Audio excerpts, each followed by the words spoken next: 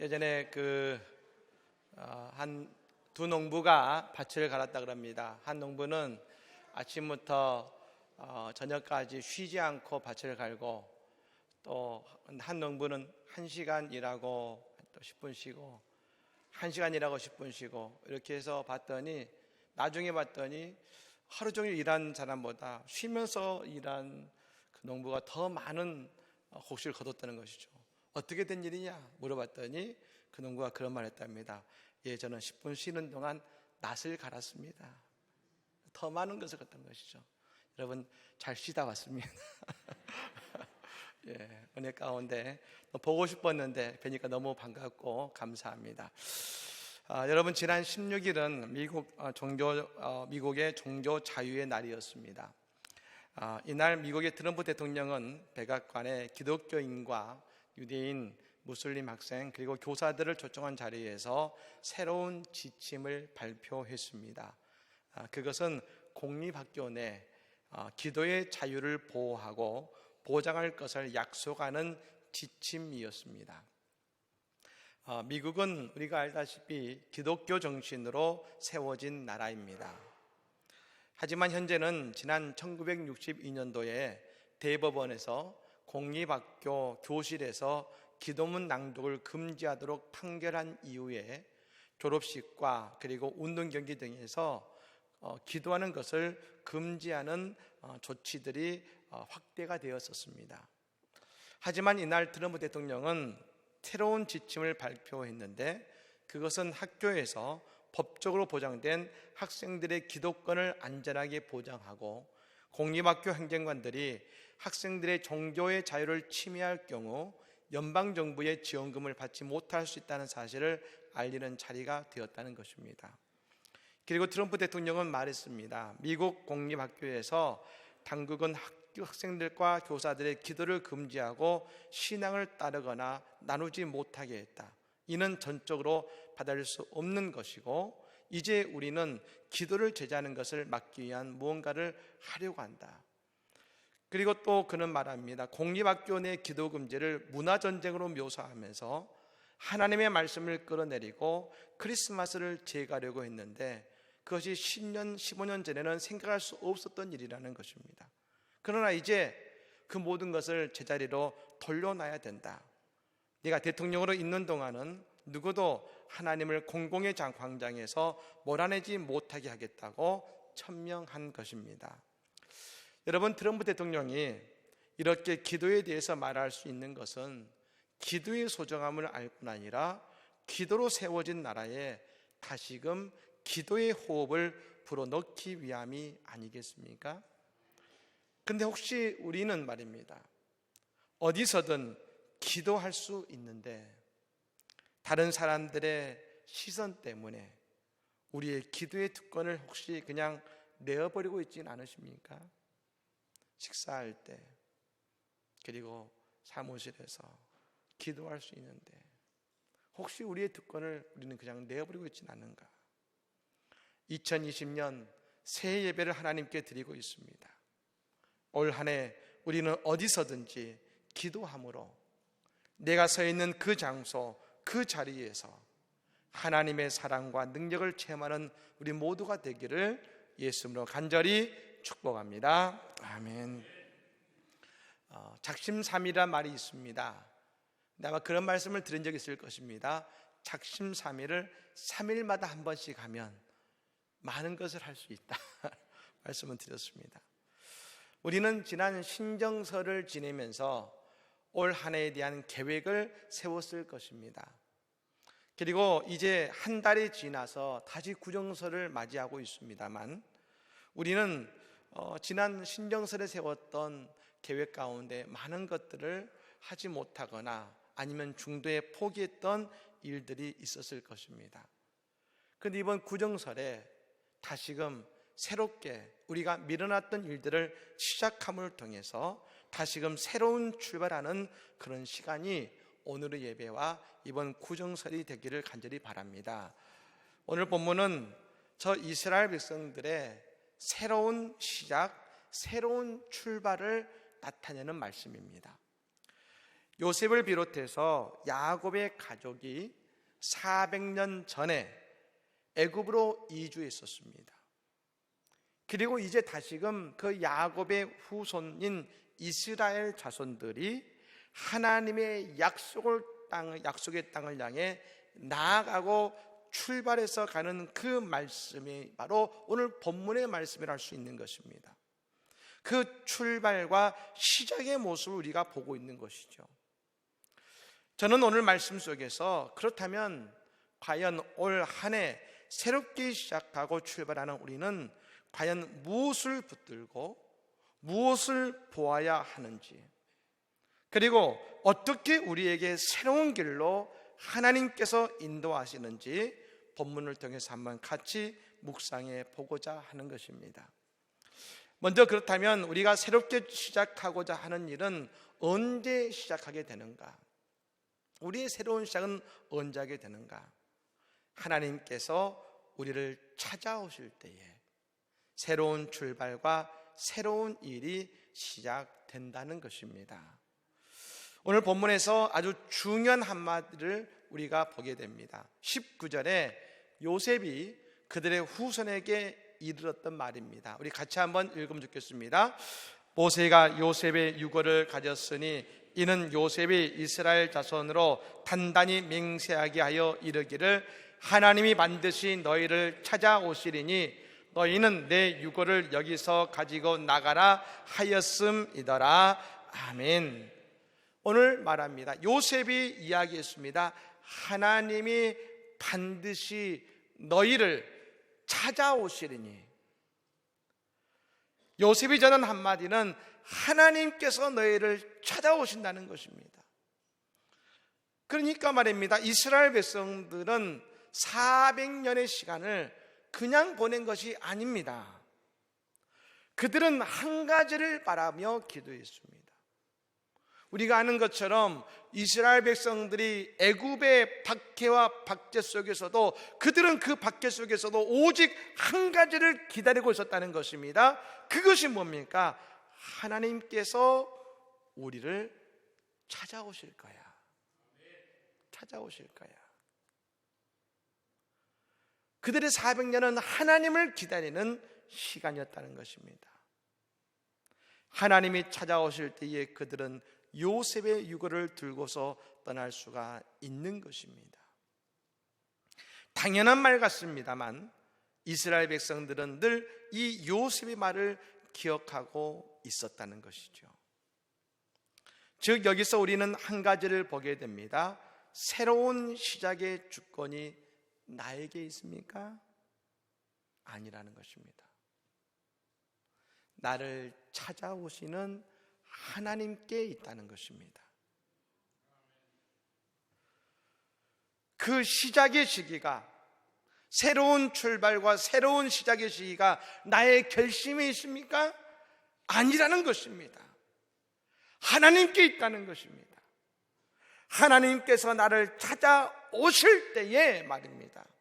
우리는 새로운 출발과 새로운 시작을 할 수가 있는 것입니다. 그런데 그 시간이 무척 깁니다. 이스라엘 백성들은 400년을 그렇게 기다렸습니다. 그러니 어쩌면 그들은 하나님이 오신다는 사실을 포기했을지 모릅니다. 그래서 요셉은 말했습니다. 하나님이 반드시 너희를 찾아오시리니. 반드시 찾아오십니다. 히브리서 6장 4절의 말씀에 보면 박해당하는 그리스도인들 그리고 고난당하는 이들을 향해서 하나님께서 말씀하시는 말씀이 나옵니다. 6장 14절의 말씀에 이르시되 내가 반드시 너에게 복주고 복주며 너를 번성하게 하고 번성하게 하리라 하셨더니, 어려움과 고난 속에 있는 이들에게 말입니다. 낙심과 좌절 속에 있는 이들에게 말씀하셨습니다. 내가 복주고 복주고 번성하게 번성하게 하겠다. 그런데 어떻게요? 내가 반드시 그 고난을 참고 견딘 너에게 반드시 복주고 번성하게 하고 번성하게 하겠다, 오늘 약속하고 계시다는 것입니다. 여러분, 우리가 어떤 상황에 있습니까? 반드시 그 약속이 이루어질 줄로 믿습니다. 또 저 예레미야가 말입니다, 하나님의 심판 앞에 서 있는 이스라엘 백성들을 향해서 하나님의 말씀을 대언했습니다. 예레미야 39장 18절 말씀이죠. 내가 반드시 너를 구원할 것인즉 내가 칼에 죽지 아니하고 내가 노량물같이 내 목숨을 얻을 것이리니 이는 내가 나를 믿었음이라 여호와의 말씀이니라 하시더라. 하나님이 반드시 우리를 구원하실 줄로 믿습니다. 그리고 그리고 말입니다, 모세에게도 하나님 말씀하셨습니다. 출애굽기 3장 12절 말씀이죠. 하나님이 이르시되 내가 반드시 너와 함께 있으리라. 내가 그 백성을 애굽에서 인도하여 낸 후에 너희가 이 산에서 하나님을 섬기리니 이것이 내가 너를 보낸 증거니라. 모세가 어떻게 바로 앞에 갔습니까? 내가 반드시 너와 함께 있으리라. 여러분, 하나님이 우리와 반드시 함께 하심을 믿으시기를 바랍니다. 그런데 여러분, 왜 반드시라고 했을까요? 왜 반드시? 이것은 하나님의 때와 우리의 때가 다르기 때문에 그런 것입니다. 모든 것이 우리의 때와 우리의 계획대로 되면 얼마나 좋겠습니까? 하지만 하나님의 때는 우리의 생각과 달라서 더 기다려야 한다는 것입니다. 이 기다림이 무척 힘이 듭니다. 그리고 생각합니다. 정말로 오시나? 정말로 오시나? 제가 이번 휴가 때에 전에 섬기던 교회에서 첫 주례를 했던 남자 집사님을 만났습니다. 지금도 여러 가지로 참 힘이 들긴 합니다만 작년에 여러 가지 상황을 돌파해 보고자 많은 일들을 시도했다고 합니다. 그리고 간절히 원했던 일들이 있었고 많이 기도했다고 합니다. 하지만 그 일들이 다 이루어지지 않았다는 것이죠. 다 잘못된 것입니다.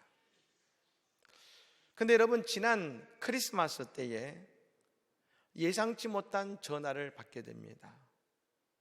그리고 그 기회가 주어지면서 열심히 일을 하고 있다는 것이죠. 제가 들어봤더니 조그만 중소기업의 부사장으로서 채용이 된 것이죠. 그런데 마지막에 저에게 그런 고백을 했습니다. 목사님, 만일 작년 초에 제가 바랬던 대로 이루어졌다면 저는 정말로 망했을 것 같아요. 그런데 여러분, 그 힘든 시간을 지나고 크리스마스에 하나님께서 이 집사님을 찾아오신 것입니다. 우리가 예수를 믿고 구원의 백성이 되었습니다. 그런데 우리는 압니다.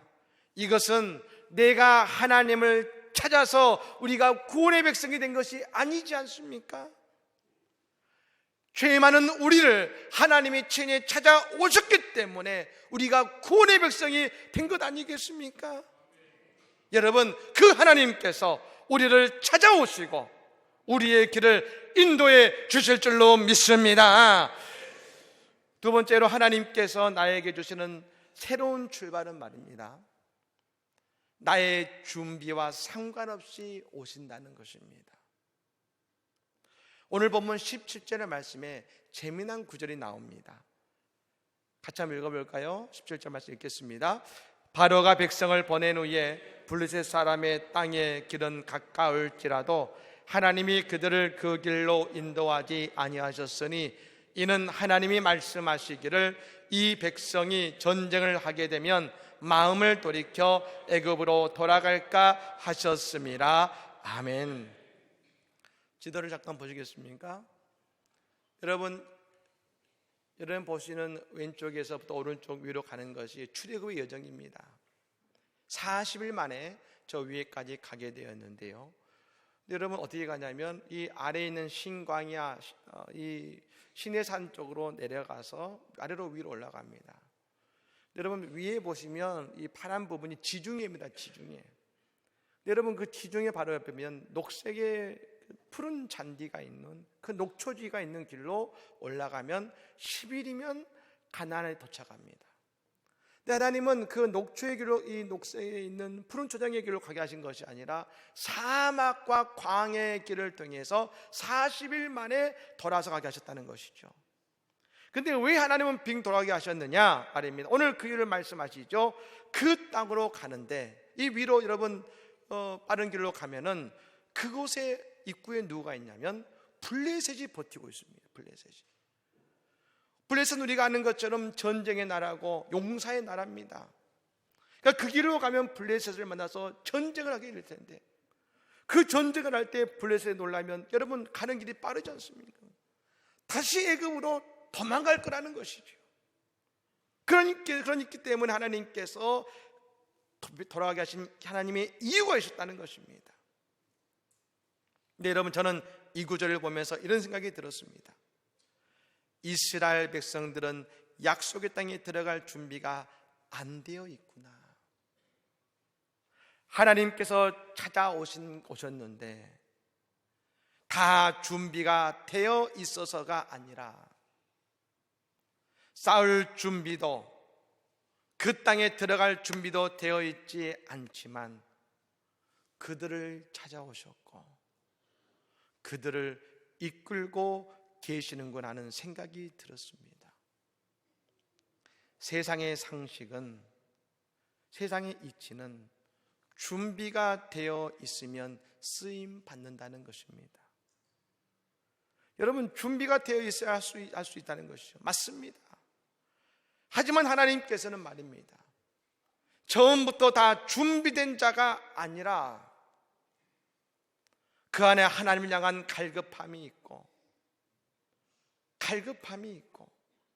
하나님께서 순종할 수 있는 자를 찾으시고 그를 통해 오히려 놀라운 일들을 이루어 가시더라는 것입니다.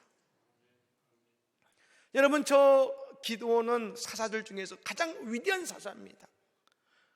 16명의 사사가 있지만 그 중에 가장 위대한 사사가 누구냐면 다들 말합니다. 기드온을 말합니다. 근데 그 기드온을 하나님이 찾아오시던 때가 언제였습니까? 기드온이 미디안의 눈을 피해서 먹고 살겠다고 밭에서 거둔 밀을 포도주 틀 안에서 타작할 때입니다. 여러분 타작해 보시면 아시겠습니다. 아마 곡식에서 이 알곡을 빼내기 위해서는 지금은 기계가 있지만 옛날에는 이렇게 가지고 타작 기계를 가지고 쳤지 않습니까? 세게 치면 그것을 이제 알이 분리되는데 이 당시에 포도주 틀이 얼마나 컸겠습니까? 얼마 안 되는 것이죠. 근데 그 안에 밀을 넣고서 그 안에서 타작을 하고 있으니 말입니다. 그 모습이 얼마나 연약해 보입니까? 그에게는 아무런 업적도 준비도 없었습니다.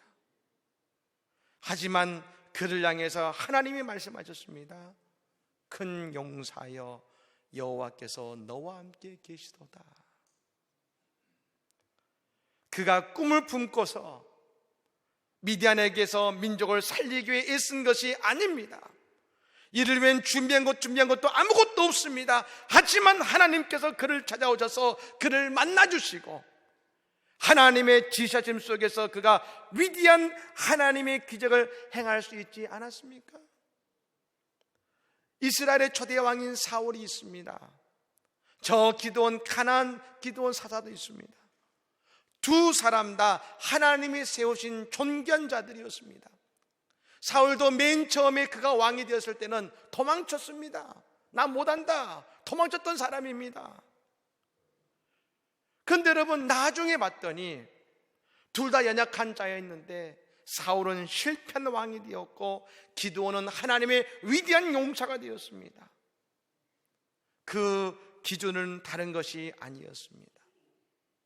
그들의 힘과 능력과 준비가 그 아름다운 결과를 가져온 것이 아니라 하나님의 인도하심에 얼마나 순종할 수 있는가가 사울왕과 사사 기도를 나누었던 중요한 분기점이 된 것입니다. 제가 이번 휴가 중에 미국에서 친하게 되던 집사님을 일부러 찾아가서 만나 분이 계십니다. 너무 반가웠습니다. 그런데 이분은 8개월 전에 주유소를 인수하셔서 주유소를 하고 계셨습니다. 여러분, 미국의 주유소는 한국과 좀 다릅니다. 미국에는 우선은 고속도로 휴게소가 없습니다. 그래서 엑시스에 나가서 주유소에 들어가서 여러분 그 휴게소 역할을 하는 것이 주유소이고, 그리고 동네에 편의점이 없습니다. 그래서 편의점 역할을 하는 것이 주유소입니다. 이 주유소를 하셨는데요, 근데 그 마을이 그렇게 부유한 마을이 아니고 사실 어려운 마을이었습니다. 그 처음 주유소 일을 하시는데 그 일이 현금 장사입니다. 다 우리 한국은 이제 카드로 합니다만 그 주유소에 오는 대부분 사람들이 어려운 사람들이다 보니까 다 현금을 냅니다. 그런데 여러분, 이분이 정한 한 가지 원칙이 있었습니다. 두 가지의 원칙이 있었는데, 첫 번째는 뭐냐면 세금을 정확히 내자. 현금 장사지 않습니까? 세금을 정확히 내자. 그래서 회계사 사무실에 통해서 세금을 내는데, 이 회계사가 그런 말을 했답니다. 본인이 20년 회계사를 하면서 지금까지 이렇게 정확히 세금 낸 사람은 처음 봤다는 겁니다. 또 한 가지는 버는 돈의 3분의 1이 세금으로 나가고요, 3분의 1을 온전한 11조를 내기 시작한 것입니다. 헌금과 온전한 11조가 수입의 3분의 1이 됩니다. 그리고 나머지 3분의 1을 가지고 생활을 하는 것이죠. 물어봤습니다. 아니 집사님, 그럼 돈을 좀 모아야 되지 않겠습니까? 어떻게 사십니까? 그랬더니 그런 말을 합니다. 목사님, 그래도 주신 것과 잘 살고 있습니다. 그러면서 한 가지 간증을 하시는 겁니다. 처음 이 일을 인수하시니까요, 이 계통 일을 잘 모르다 보니까 이 기름을 하는데 큰 처음에 그걸 하다가 손해를 본 것입니다. 여러분, 1,000만 원이 넘어가는 손해를 본 것이고요. 또 그리고 그 냉장고를 있는데 그 냉장고가 인수하자마자 또 고장이 나버린 것이죠. 고치는 데만 여러분 900만 원 돈이 들어간 것입니다. 그러니까 여러분, 돈이 없는데 수천만 원의 손해를 보게 된 것이죠. 이분에게 큰 어려움이 닥친 것입니다. 경험도 없습니다. 근데 여러분, 신기하게 말입니다. 지난 24, 25일 크리스마스 이브와 크리스마스 때 손님이 줄을 서기 시작했습니다. 그곳에 얼마나 밀려오든지 말입니다. 손해본 것의 80%가 그날 이틀 동안 채워졌다는 것입니다. 근데 장사를 하면서 느껴지더라는 것입니다. 아, 채워지는구나. 그 나머지 여러분 20%는 31일 날 그 하루 동안 나머지 20%가 채워진 것이죠. 그래서 여러분, 그 옆에 있는 주유소들 가서 알아본 것입니다. 그 옆에 주유소들이 몇 개가 있습니다. 근처에 알아봤더니 거기는 보통 때와 별 차이가 없었다는 것이죠. 그런데 그 손해보는 것을 하나님이 채우신 것이죠. 여러분, 누가 그걸 채우신 겁니까?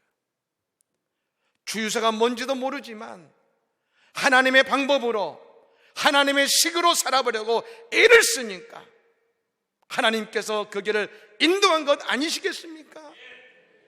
오늘 여러분, 이스라엘 백성들은 출애굽할 준비가 된 것이 아닙니다.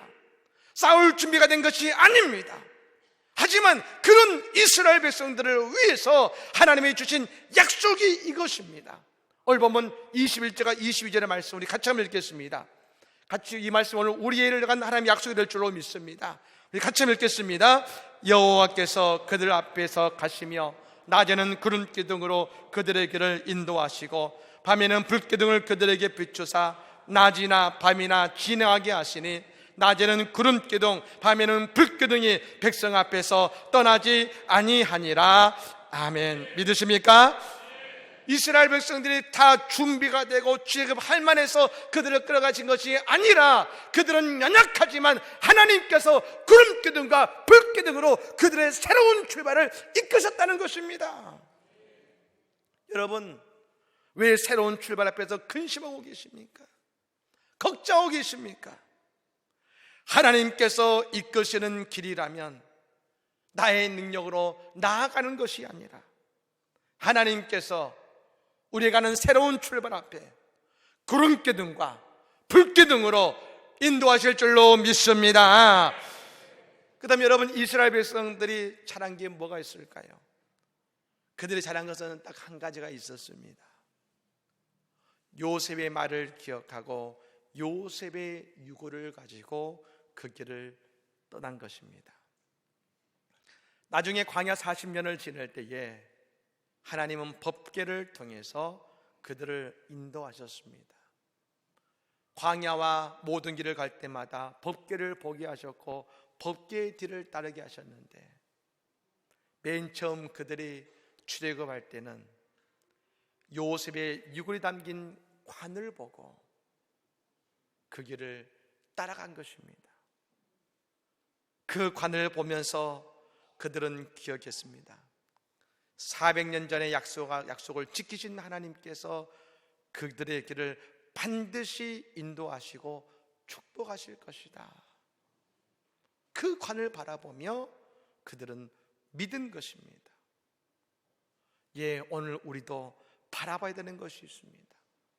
우리는 저 십자가를 바라봐야 될 줄로 믿습니다.